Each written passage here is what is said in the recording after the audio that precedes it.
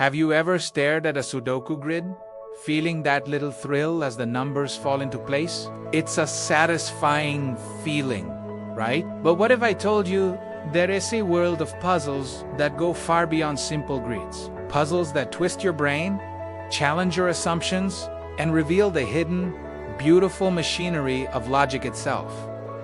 These aren't just games. They're intellectual adventures crafted by some of the greatest minds in history. Today, we're diving headfirst into the world of legendary logic puzzles. We'll journey to mysterious islands, climb sacred mountains, and wander through enchanted forests, all to test the limits of our own minds. So, are you ready to have your brain bent? Let's get started. Our first stop is a place shrouded in mystery, an island inhabited by two very distinct types of people: knights and knaves. Knights are bound by an unbreakable rule: they always tell the truth. Knaves, on the other hand, are cursed to only ever tell lies. Simple enough, right? But the puzzles that arise from this simple premise are wonderfully complex. Imagine you're walking along a path and you encounter two of the island's inhabitants. Let's call them A and B. You need to figure out who is a knight and who is a knave to find your way. You ask A a question, but instead of answering directly, A simply makes a statement. At least one of us is a knave. Now, the real puzzle begins. Who is A and who is B?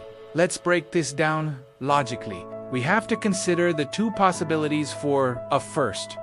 Let's assume A is a knight. If A is a knight, his statement must be true. So, the statement, at least one of us is a knave, is true. Since A is a knight, the knave must be this scenario works perfectly. I is an IB is an ivy, and A's true statement correctly identifies that there's at least one knave. But what about the other possibility?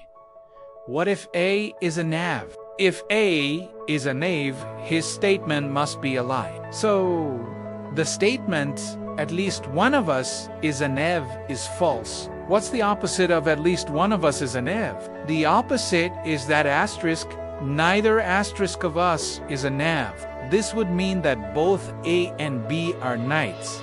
But wait, this creates a contradiction. We started by assuming A is a knave, but our logical deduction leads us to the conclusion that A must be a knight. That's impossible. Therefore, our initial assumption that A is a knave must be wrong. The only possibility that holds up without contradiction is the first one. So, the solution is clear: A must be a knight, and B must be a knave. It's this beautiful process of elimination and contradiction that makes these puzzles so addictive. Now, let's leave the island of knights and knaves and travel to a serene, solitary mountain. Our next puzzle is a classic, often used to illustrate a profound mathematical idea, but it feels more like a philosophical cone. Imagine a monk who decides to climb this mountain. He starts his journey at the base at exactly 8 a.m.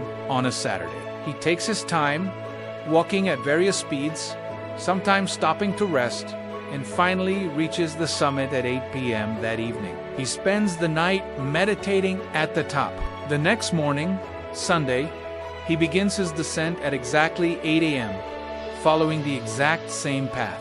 He again walks at different speeds, maybe even running some parts, and arrives at the bottom at 8 p.m.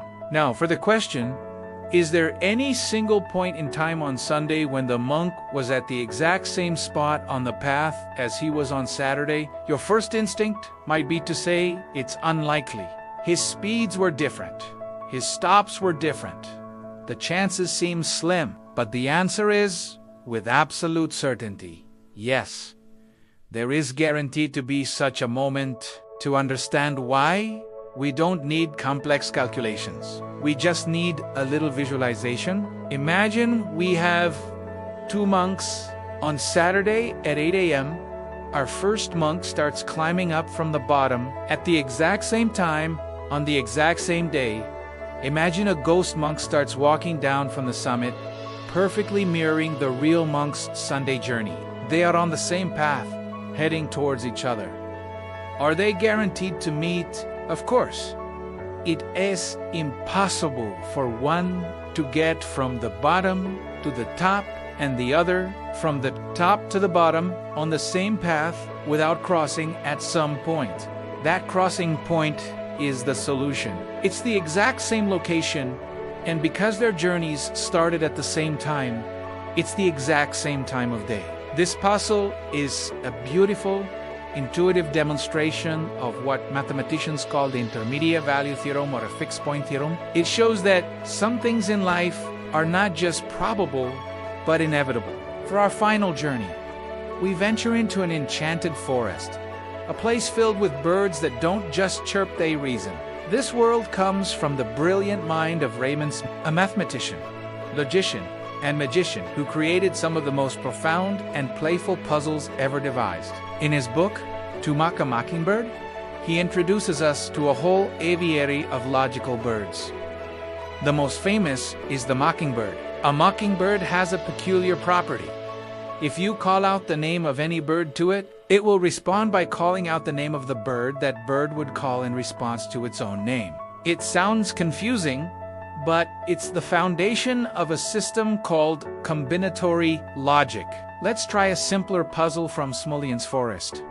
Imagine there's a bird called a composer. A composer bird, when you call bird X to it, will give you back the result of bird Y applied to bird X.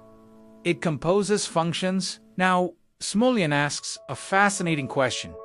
Is there a bird in this forest that is fond of itself? In this language, a bird X is fond of a bird Y if X applied to Y gives back Y. So a bird fond of itself, let's call it a skylark, would have the property that when you call skylark to a skylark, it just calls back skylark. The puzzle then becomes, can you create a skylark using other birds, like the mockingbird? The solution is wonderfully elegant and involves the mockingbird's ability to self-reference. If you take a mockingbird and apply it to itself, that is, you have a mockingbird call out, mockingbird.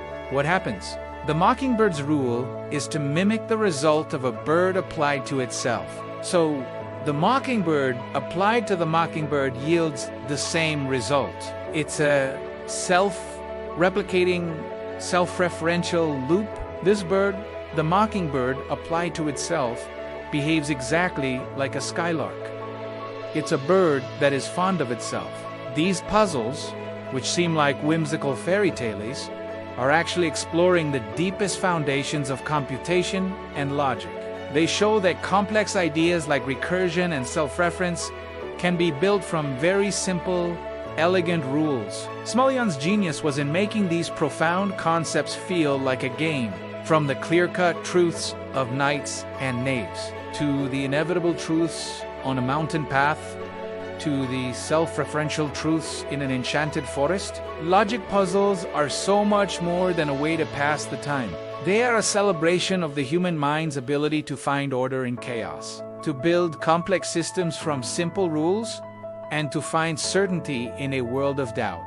They teach us to think critically, to question our assumptions, and to appreciate the sheer beauty of a well-reasoned argument. The worlds created by logicians like Raymond Smullyan, Martin Gardner, and even Lewis Carroll are vast and waiting to be explored. So next time you're looking for a challenge, I encourage you to pick up one of their books. Dive into their puzzles. You might just find that the most exciting adventures are the ones that take place entirely inside your own head. Thanks so much for joining me on this journey today. If you enjoyed bending your brain with me, don't forget to like, subscribe, and hit that bell so you don't miss our next adventure into the world of ideas. See you next time.